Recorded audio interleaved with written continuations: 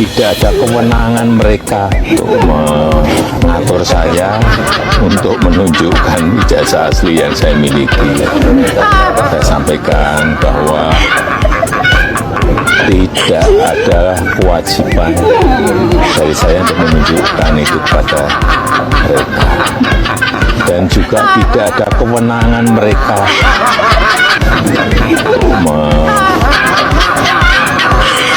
saya untuk menunjukkan ijazah asli yang saya miliki.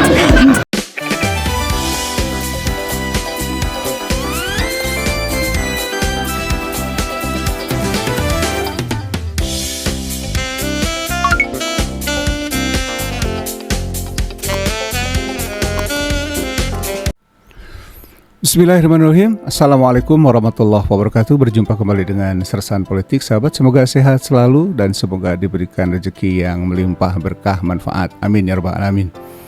Di tengah gencarnya penelitian yang dilakukan oleh trio alumni UGM atau sering disebut dengan Roy Suryo CS, di dalamnya ada Dr. Roy Suryo, Dr. Tifa, Dr. Rismon, dan di tengah perlawanan yang dilakukan oleh kelompok Termul yang dimotori oleh Sylvester, kemudian Freddy Damanik ya dari Projo, kemudian Ade Darmawan dan lain sebagainya.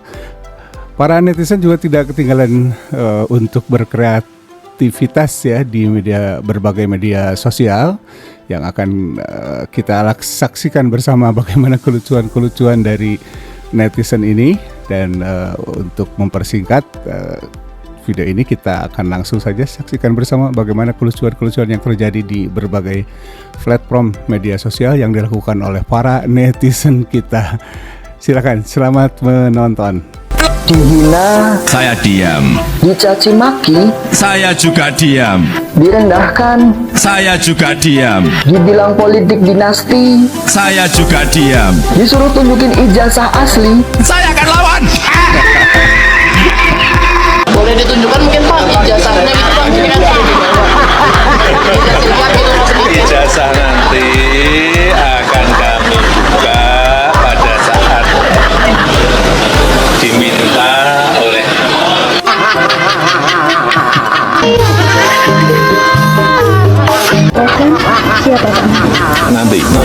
nanti biar disiapkan oleh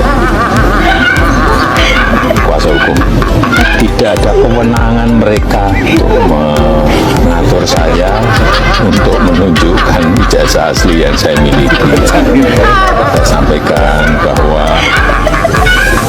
tidak ada kewajiban dari saya untuk menunjukkan itu kepada mereka, dan juga tidak ada kewenangan mereka untuk mengatur saya untuk menunjukkan ijazah asli yang saya miliki. Jadi sudah sangat jelas, kemarin di UGM juga sudah memberikan penjelasan yang gamblang dan jelas, dan yang ketiga, saya mempertimbangkan karena ini sudah menjadi fitnah di mana-mana, cemaran nama baik, saya mempertimbangkan untuk melaporkan ini, membawa ini ke ranah hukum.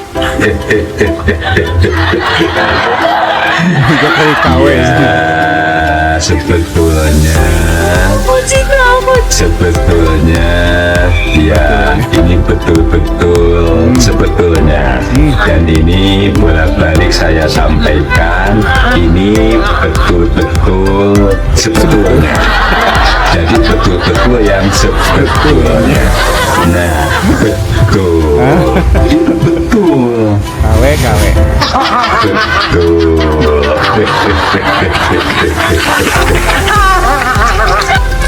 Kalau Mulyono ditangkap, siapa yang menampung semua ternaknya? Kasih masuk di barak militer. Atau anggaran bansos alihkan buat balai penakaran. Dihina, diam. direndahkan, direndahkan, Saya diam. difitnah, Saya diam. dicaci maki, Saya diam. diminta tunjukkan ijazah,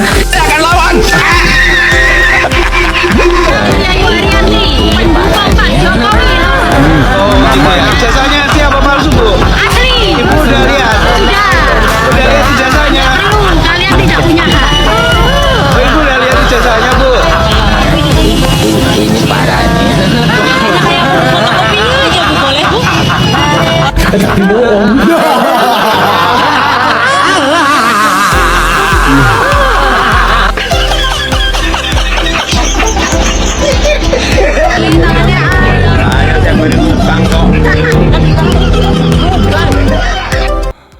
Nah itu sahabat. Jadi mama ini sepertinya briefingnya kurang lengkap ya. Terlihat sangat lugu dan mungkin kurang nangkap nih waktu briefing ya. Ketika ditanya boleh lihat ijazah, sudah lihat ijazah aslinya, sudah katanya. Coba lihat ijazah aslinya, tidak perlu kalian tidak berhak ya. Mungkin ini nggak nyambung ya. Mak ini menjawab dari pertanyaan netizen tadi ya.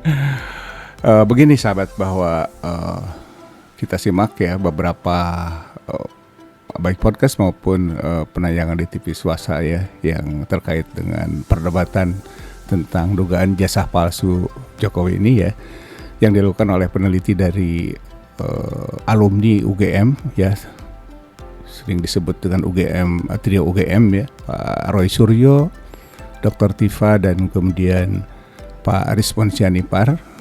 Mereka melakukan penelitian terkait dengan isu atau dugaan ijazah palsu Jokowi ini. Nah, sebaiknya para termo menjawab semua itu dengan penelitian kembali, bukan dengan marah-marah, bahkan dengan fitnah, kemudian mengejek dan menghina ya. Peneliti itu boleh salah, tetapi peneliti tidak boleh berbohong ya.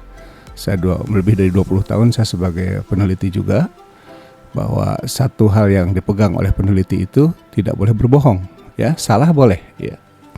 Dan itu saya kira tidak menutup kemungkinan setiap peneliti melakukan kesalahan, baik dalam melakukan percobaan, eksperimen, atau melakukan analisis data ya.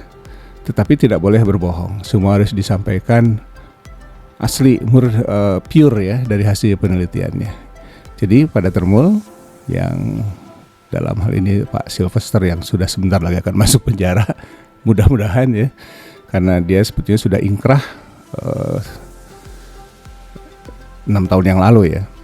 Nah, silakan lakukan penelitian yang sama untuk mengcounter argumen yang disampaikan oleh Roy Suryo CS yang merupakan hasil dari penelitian mereka ya. Baik sahabat, kita lanjutkan. Ada seorang anak SD yang luar biasa cerdas ya dalam membuat sebuah konten seperti ini. Dan semoga video ini bermanfaat, dan jangan lupa untuk subscribe, like, comment, dan share. Dan doa dari kami semoga sehat selalu diberikan rezeki yang melimpah, manfaat, dan barokah. Amin ya robbal alamin. Wassalamualaikum warahmatullahi wabarakatuh. Orang yang menggunakan ijazah palsu aja bisa jadi presiden. Jadi buat apa capek-capek kuliah, mending datang aja ke UGM minta bikinkan ijazah palsu. Dan harapan kami sebagai anak bangsa kepada Bapak Jokowi agar secepatnya untuk menunjukkan ijazah aslinya ke publik, supaya tidak menimbulkan kegaduhan di negeri ini. Bentar dulu Dek, tapi pertanyaannya Dek, kenapa lah kalau Pak Jokowi belum mau juga menunjukkan ijazah aslinya ke publik? Ya nggak tahu lah Kak, mungkin Pak Jokowi sengaja mau mengadu domba antara orang yang pro dan kontra kepadanya, atau bisa jadi memang benar ijazah Pak Jokowi itu palsu. Sekarang coba kita pikir aja lah Kak secara akal sehat.